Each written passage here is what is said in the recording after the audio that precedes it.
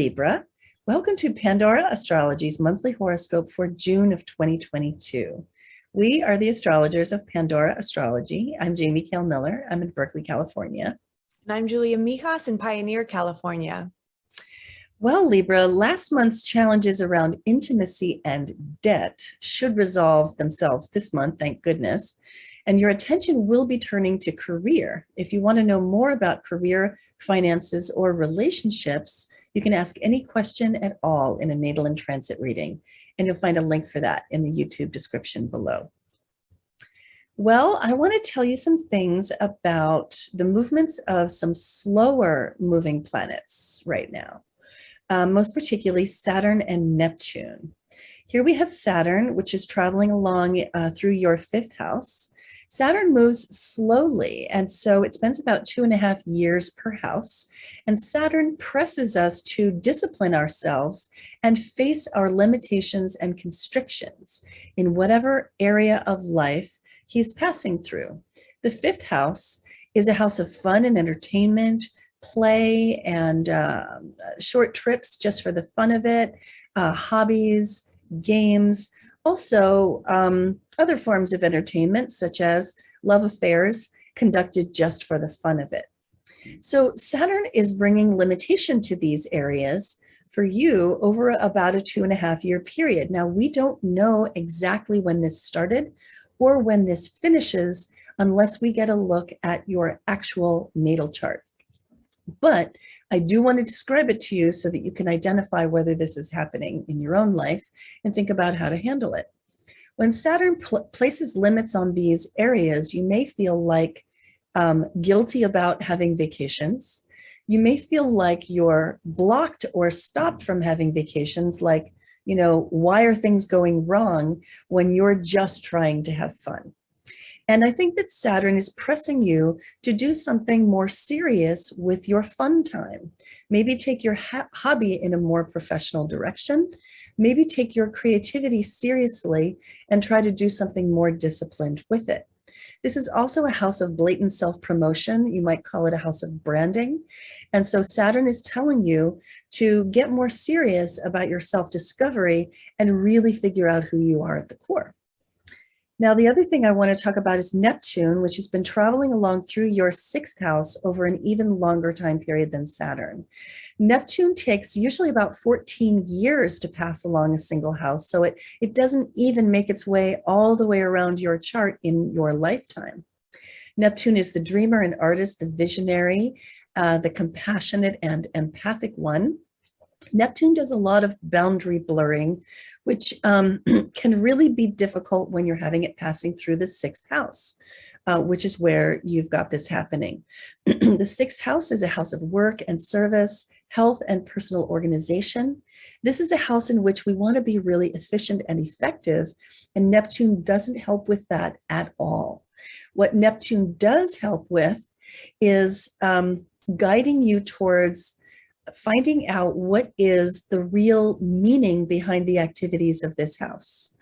Because as long as you are just going through the motions and doing the work that you know you're supposed to do, but not really understanding why you're doing it or what meaning it has in your life or in the world in general, if you feel like you're engaging in meaningless activities day to day, then this transit is going to bring you a lot of, I would say, like painful disillusionment and times of just checking out and being really dreamy. And so during the course of this, 14-year time period, it's going to be necessary for you to figure out what your work means to you and the world. And once you get it aligned with your spiritual value system and you find yourself in a job that has meaning, then you'll find that you have endless energy for it. And again, the best way to find out exactly when Neptune entered this house and when it leaves are in a reading with an actual astrologer like us. You can find that on our website in the services tab, the readings tab. So I just want to mention in passing that Jupiter has moved into Aries, which is your seventh house. And so Jupiter is bringing you a relationship luck period this year. And that might really be something you would want to know about. It's a really great time for dating and for bolstering your own relationship if you're already in one. You can find out a lot more about that in the video that we made about it last month in our May 2022 news playlist or in your horoscope for May. So I'm going to throw the ball over to you, Julia. What is the news about Mercury, Venus, and Mars for the Libras of the world? Oh, yes. Well, Libra, good news this month is that Mercury is going to be turning direct because it's been retrograde for the last few weeks. And Jamie and I covered that cycle in a lot of depth in our last month's video. So if you want to hear more about Mercury retrograde and how it has been affecting you lately, you should definitely check that out.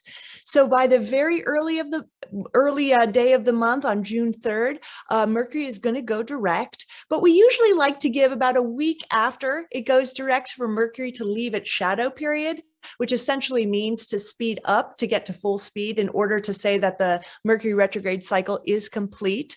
However, this cycle has been taking place in your 8th house, and the 8th house is a financial house. It represents money you share with those who are very close to you, as well as money that you also share with institutions like banks. So the 8th house can represent investments, inheritances, loans, mortgages, taxes, all that kind of stuff. So Mercury going retrograde in this cycle or in this house means that this has been a period of review and even potential miscommunications around these areas of your life. And like I said, June 3rd, Mercury is going to go direct. So slowly things are going to start getting a lot more smoothed out. If you have been dealing with lots of disagreements with others, or even a little bit of having to review or go over some of your financial strategies, then by June 13th, Mercury is going to go into your 9th house. And the 9th house is the house of long distance travel. It's the house of education. And when Mercury comes into this house, it's a really good time for learning something new. Mercury represents our mind, and the 9th house is such an expansive place. So wonderful time for learning new things. Both parts, both the planet and the house love learning. And Mercury is also a planet that kind of likes to move around. It's a very fast moving planet because it's right next to the sun. So Mercury is kind of associated with this little fast moving energy. And the 9th house, again, is a house of exploration and travel. So maybe you want to go out in your car and check out a new beach, or maybe plan ahead for a trip too. Mercury can represent planning if you're not ready to travel quite yet, but your mind is really on faraway places from the 13th onward this month. And Libra, I've got a few things to say about the Venus, which is your favorite planet because Libra is the sign that's ruled by Venus. And Venus is also hanging out in your 8th house for a number of weeks this month until June 22nd. So while Mercury retrograde, mostly last month and a little bit into this month, has caused a lot of squirreliness with in your financial life, having Venus come in here actually gives a little bit more luck and a little bit more harmony to your finances, which is really nice, especially after that whole retrograde cycle. So Venus is the planet of luck and pleasure, and having her in the 8th house may mean you get a little bit of money luck. Since the 8th house is other people's money, that could mean maybe a little luck getting a loan, or maybe your partner gets a raise and is generous and sharing it with you.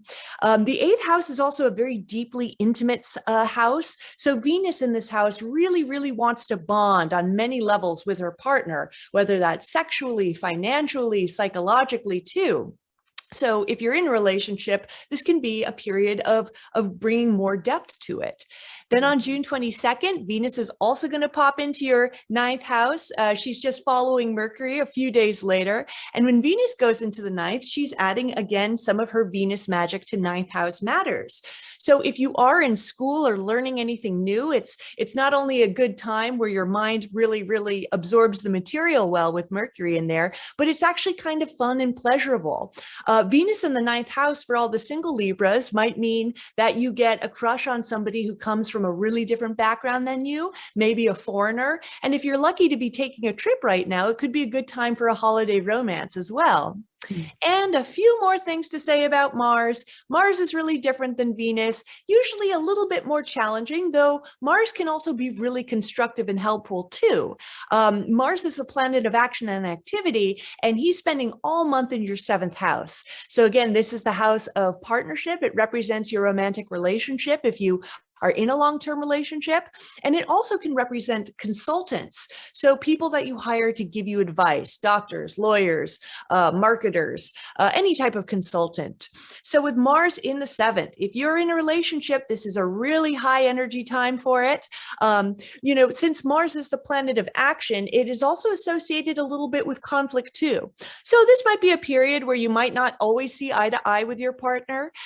Maybe they're annoying you a little bit, or maybe you're even being a little competitive with each other. Mars can be a bit competitive. Now, Mars in the 7th can be a wonderful transit for doing stuff with your partner. Mars loves action. And if you coop up Mars too much, then it turns into conflict. But if you give yourself a channel to sort of release that Mars energy in a constructive way, you can really get a lot of things done.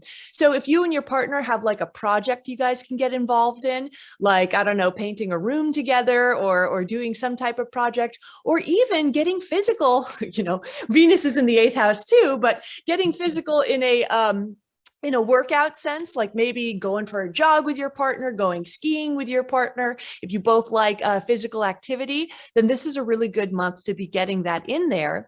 And if you are hiring consultants, it is possible that you, again, don't see eye to eye with them, and you might need a second opinion later. Yep, absolutely. I want to talk about the moons and the seasonal change. The first moon of the month is the full moon in Sagittarius, right here in your 3rd house of communication and your immediate environment. And it opposes the sun up here in Gemini in the 9th house. And we're calling this one Avoid Delusion, Head for Intellectual Solid Ground. And that's because it involves a square to that Neptune that I spoke of, which is traveling through your 6th house. So this full moons generally bring a sense of polarization. They can bring up strong emotions, especially in relationships or partnerships of any kind. And this particular Neptune involvement suggests to me that this could bring up strong emotions in the workplace, which then lead to some confusion, some mystery, some big emotions that maybe you don't know how to respond to, whether those emotions are emerging from yourself or from somebody else. Fortunately, there's great help from Saturn, which has a harmonious connection to both the moon and the sun, and which provides a grounding and rational influence. You can find out more about this moon in our June 2020 news playlist on our YouTube channel. Then the other moon, well, actually, let me talk about the seasonal change. So the sun is in Gemini for most of this month. And then right here on the 21st, it moves into the sign of Cancer and begins lighting up your 10th house. The 10th house is the arena of career, and wherever the sun goes, it's really good to shed the sunlight of your high quality attention, because that helps things to grow and thrive in that area where the sun is. So this is a really great time for shining in your career. Now, that can have several different possible meanings. One is that you take more leadership for the time that the sun is passing along your 10th house. And that's usually going to be about a 30-day period. And so that can mean that you take more leadership, you're more visible, you're ready to shine and be seen more. Or it might mean that you shed your nourishing sunlight of attention onto the people below you, and you let them bask in your glow, and lead them by example, and also by noticing and praising them for how well they're doing, like a benevolent father figure. So a couple of days later, we have the new moon in Cancer, which also lands in your 10th house, bringing even more emphasis to this area. The new moon is a time of planting seeds. It's a time of new beginnings, which we don't see the results of right away. They happen later, after the seeds have a chance to germinate. This particular new moon we're calling Ready to Explode, Seek Sacred Containment. And we call it that because there's a square to Jupiter involved. And here's Jupiter in Aries hanging out with that Mars that Julia was talking about. And Chiron is here too. So this is a real mixed bag in your relationship arena. As Julia had mentioned, with Mars here, you might be experiencing conflict or pushback or even competition in your relationship right now. With Chiron here, you might feel like old wounds are coming up to the surface, requiring healing in your relationship. But with Jupiter here, you've entered into this massive relationship luck year, and that may be giving you confidence and making you feel like, hey, I'm actually not chopped liver. Why has nobody else noticed? And it's a really good time for dating based on that. But also, if you are already confident in your good looks or in your dateability and your, shall we say, trading power in the marketplace of relationship, then this Jupiter might make you a little bit too big for your britches, and your arrogance might actually make you repellent to potential partners. So this new moon is a really great time for new beginnings in your approach to all of that. And also how that impacts career, because that's actually where the new moon falls. So this might have to do with career and shining there, or it might have to do with relationships and finding your way into a new one, or relationships in career too. Well, there you have it, Libra. That's the good stuff we have for you. And you can always find more about the news of the month on our monthly forecast page on our website, pandoraastrology.com. We post the moon videos there. And also there's a video there about Neptune and Saturn and Mercury retrograde. And you can always get readings with us in the readings tab on our website, pandoraastrology.com, or take a class as well. And until next time, we'll see you around the cosmos. Bye-bye. Bye.